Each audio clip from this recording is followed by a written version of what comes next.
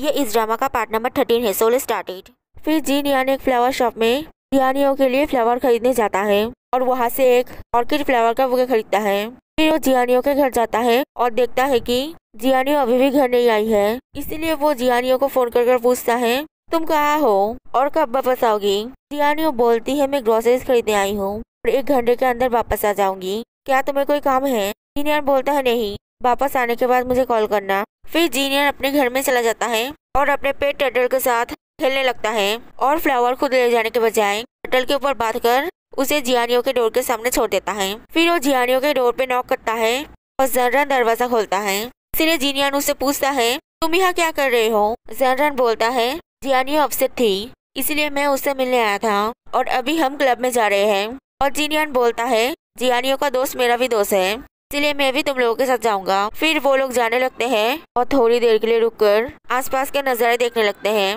और जर्रन जियानियों से धीरे धीरे पूछता है, तुम्हारे और जीनियान के बीच में सब कुछ कैसा चल रहा है? क्या तुम लोग अगले साल ही शादी कर लोगे? और जियानियों बोलती है, तुम ज्यादा सोच रहे हो, वो सिर्फ अपने काम के बारे में सोचता है। वैसे तुम कब शादी कर रहे हो? और जर्रन बोलता है, मैं एक पुलिस ऑफिसर हूँ और तुम्हारी तरह क्यूट और समझदार लड़की पाना भी मुश्किल है। वैसे तुम जानना चाहती थी ना कि जीनियान तुम्हें पसंद करता है कि नहीं? चलो उसका एक टेस्ट लेते हैं। मैं तुम्हारे साथ फ्लर्ट करता हूँ, अगर वो तुम्हें पसंद करता है तो वो जरूर हम दोनों को देखकर गुस्सा करेगा। और जियानियों बोलती है, नहीं, मैं नहीं चाहती हूँ कि वो अपसेट हो जाए। फिर वो लोग जाने लगते हैं और जीनियान उनसे पूछता है, तुम लोग क्या बातें कर रहे थे? जर्रन बोलता है, हम लोग जियानियों के रिलेशनशिप प्रॉब्लम के बारे में बात कर रहे थे। जब वो केस में पुलिस की मदद कर रही थी तब कुछ पुलिस ऑफिसर को जियानियों पसंद आ गई थी, इसलिए उन्होंने मुझे उनके बारे में जियानियों से बात करने के लिए बोला था। तो जियानियों, क्या तुम्हें उनमें से किसी को पसंद आया है? और जियान, तुम भी तो बड़े हो, अगर तुम किसी अच्छे लड़के को जानते हो तो तुम जियानियों को उससे मिला सकते हो। जियानियों की मॉम हमेशा उसकी रिलेशनशिप के बारे में चिंता करती है। और जियान बोलता है, मैं बहुत अच्छे लोगों को जानता हूँ और उनसे जियानियों को मिला सकता हूँ अगर जियानियों चाहे तो। और जियानियों बोलती है, मैं अभी इस बारे में बात नहीं करना चाहती हूँ, मुझे अभी बॉयफ्रेंड नहीं चाहिए। ये सब छोड़ो और चलो उस क्लब में जाते हैं। फिर वो लोग वहाँ जाते हैं और वहाँ जर्रन बियर और जियान कम अल्कोहल वाला ड्रिंक ऑर्डर करता है और वो दोनों ही जियानियों के लिए भी सेम ऑर्डर देते हैं। और जर्रन जियान को बोलता है, जियानियों एक स्ट्रॉन्ग ड्रंकर है इसलिए चिंता मत करो, थोड़ी सी बियर से वो ड्रंक नहीं हो जाएगी। और जियानियों भी बोलती है, मैं बियर ही पीऊंगी। फिर जियान सोचने लगता है कि जियानियों उसे प्रपोज कर रही है, लेकिन असल में वो जर्रन के साथ खेल रही थी और हंस रही थी, जिसकी वजह से जियान को बुरा लगता है। फिर जियानियों जर्रन को बोलती है, क्या तुम आज स्टेज पे जाकर नहीं गाओगे? जर्रन उसे बोलता है, मैं तुम्हारे लिए जरूर गाऊंगा और गाना गाने चला जाता है। और जियान जियानियों से पूछता है, क्या जर्रन गाना गा सकता है? जियानियों बोलती है, वो बहुत अच्छा गाता है, क्या तुम गाना गाते हो? जियान बोलता है, मैं क्यों गाना गाऊंगा? इसीलिए जियानियों मैसेज कर फूजियो से पूछता है, जियान कैसा गाना गाता है? और फूजियो रिप्लाई करता है, मैंने उससे बुरा किसी को गाना गाते नहीं सुना है। और ये पढ़कर जियानियों हंसने लगती है। इसीलिए जियान उससे पूछता है, तुम हंस क्यों रही हो? मुझे तुम्हारा फोन दिखाओ। और जियानियों बोलती है, नहीं। और तभी जर्रन बोलता है, मैं ये गाना मेरी दोस्त और उसके दोस्त के लिए गा रहा हूँ, मैं चाहता हूँ कि वो दोनों हमेशा एक साथ खुश रहें। और यह सुनकर जियान खुश होकर बोलता है, उसने पहली बार कुछ अच्छी बातें किया है। और वो लोग वो गाना सुनने लगते हैं। फिर कुछ दिन बाद फूजियो जियान के घर जाता है और घर के बाहर से जियानियों के चिल्लाने की आवाज सुनता है और अंदर जाकर देखता है कि जियान जियानियों का मसाज कर रहा है। और फूजियो पूछता है, क्या हुआ है? जियानियों बोलती है, मैं पुलिस की ट्रेनिंग कर रही थी और ज्यादा ट्रेनिंग करने की वजह से मेरे बॉडी में पेन हो रहा है। और फूजियो बोलता है, पुलिस को ऐसे ट्रेनिंग नहीं कराना चाहिए था, वो जानते ही नहीं है कि लड़कियों को कैसे ट्रेनिंग कराना चाहिए। वैसे जियान, ये मत बोलना कि तुमने जियानियों को ट्रेनिंग कराया है। और जियान बोलता है, जियानियों मेरी असिस्टेंट है इसलिए मैं ही उसे ट्रेनिंग दूंगा। और फूजियो बोलता है, लेकिन तुम्हें इतना ज्यादा ट्रेनिंग नहीं कराना चाहिए था, देखो उसकी क्या हालत हो गई है। जियान बोलता है, मैंने उसे कम ट्रेनिंग करने के लिए बोला था, लेकिन उसने खुद की मर्जी से ज्यादा किया है। और जियानियों बोलती है, तब मुझे लगा था कि मैं कर पाऊंगी, लेकिन आज सुबह से मेरे बॉडी में पेन हो रहा है। और जियान बोलता है, वो सुबह से पेन की वजह से कोई भी काम नहीं कर पा रही थी, इसीलिए वो सुबह रोती हुई मेरे पास आई थी। और तभी जर्रन जियानियों को फोन करता है और फूजियो जियानियों के लिए वो कॉल उठाता है। और जर्रन उससे पूछता है, तुम कौन हो? फूजियो बोलता है, मैं फूजियो हूँ, जियान का दोस्त। जियान और जियानियों बिजी है अगर तुम चाहो तो तुम जो जियानियों को बताना चाहते हो मैं तुम्हारे लिए वो जियानियों को बता दूंगा। और जर्रन बोलता है मेरा काम यहाँ खत्म हो गया है और मैं अपने शहर वापस जा रहा हूँ, इसलिए अगर जियानियों को अपने फैमिली के लिए कुछ भेजना है तो वो मुझे वो दे सकती है। और फूजियो बोलता है मैं उसे बता देता हूँ, वो जरूर अपने फैमिली के लिए कुछ प्रेजेंट भेजेगी। फिर फूजियो फोन रखकर जियानियों को बोलता है जर्रन अपने घर वापस जा रहा है, इसलिए अगर तुम्हें अपने फैमिली को कुछ भेजना है तो तुम जर्रन को वो दे सकती हो। फिर जियानियो जर्रन को सी ऑफ करने के लिए एयरपोर्ट जाती है और वहाँ उसे वो सब प्रेजेंट देती है जो उसने जर्रन और अपने परिवार के लिए खरीदी है। और जर्रन उससे पूछता है तुम्हारा बॉयफ्रेंड कहाँ है। जियानियो बोलती है वो घर पे है। फिर जर्रन जियानियो को हक कर बाय बोलकर चला जाता है। फिर जियानियो घर जाती है। जिनियन उसे फोन कर पूछता है क्या तुम घर वापस आई हो। जियानियो बोलती है हाँ। जिनियन बोलता है फिर जल्दी से एक अच्छी सी ड्रेस पहनकर तैयार हो जाओ, कुछ देर बाद एक कार तुम्हें लेने आएगा।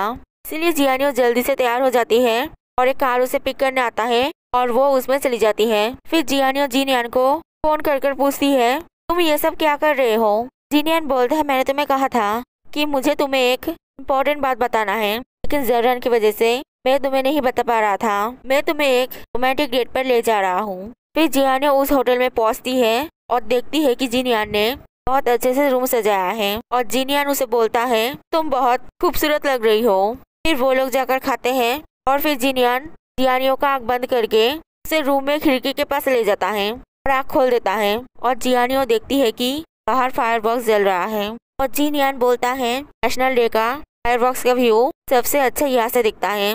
और फिर जिनियन जियानी को किस करता है और जियानियो पूछती है तुमने मुझे किस क्यों किया। और जिनियन बोलता है अपने गर्लफ्रेंड को किस करने में बुरा किया है। जियानियो बोलती है मैंने अभी भी तुम्हें हाँ नहीं बोला है। और जिनियन बोलता है ठीक है फिर तुम अभी ठीक से सोचकर जवाब दो, मैं तुम्हें पसंद करता हूँ और मुझे लगता है तुम भी मेरे लिए बेस्ट हो, और अगर तुम मुझे पसंद नहीं करती तो तुम्हें किस करने नहीं देती, इसलिए ज्यादा सोचने की जरूरत नहीं है। मैं जानता हूँ कि तुम मुझे पसंद करती हो, तो फिर क्या तुमने डिसाइड कर लिया है।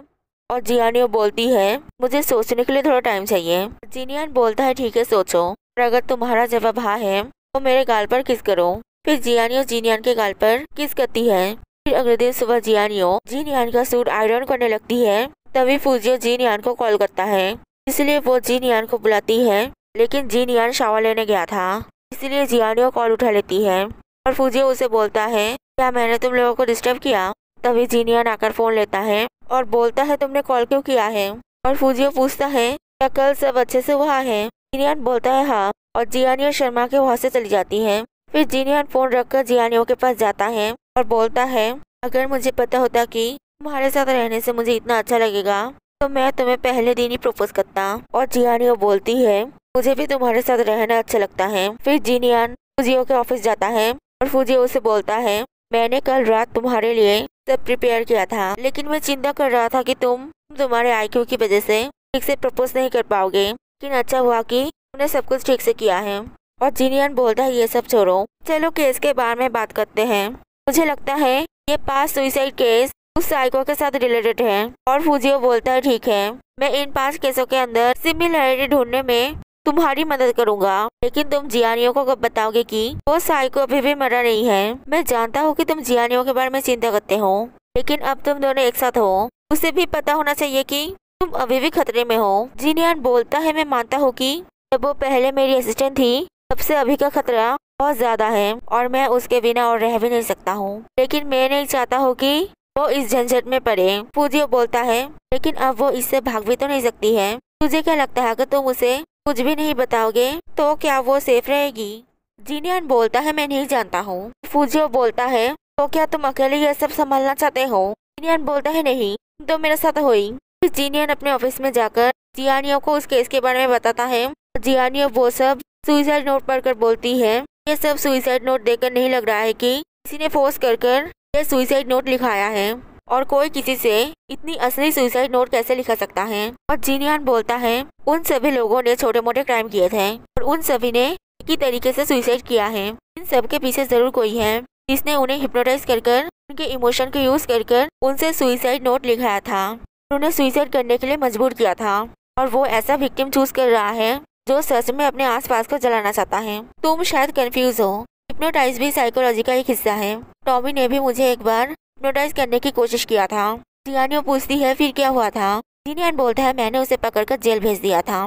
ठीक है, मैं तुम्हें दूसरी तरह से समझाता हूँ। अगर मैं तुम्हें बोलूँ कि अपने बिल्डिंग में आग लगा दो नहीं तो जेल में जाओ, तो तुम क्या चूज करोगी। जियानियो बोलती है जेल में जाना, लेकिन इन सभी लोगों ने अपनी जिंदगी से गिव अप कर लिया था और वो लोग अपने आसपास के लोगों से नफरत करते थे और उन्हें जलाना चाहते थे। जो ये सब कर रहा है वो बिहेवियर एनालाइज करना जानता है, इसलिए ऐसे लोगों को चूज कर रहा है। जियानियो पूछती है तो क्या ये वो साइको हो सकता है। जिनियन बोलता है अगर ये वो साइको होता तो ये केस और भी इंटरेस्टिंग होता, लेकिन चिंता मत करो, वो मर गया है। If you like this video, please like and subscribe it.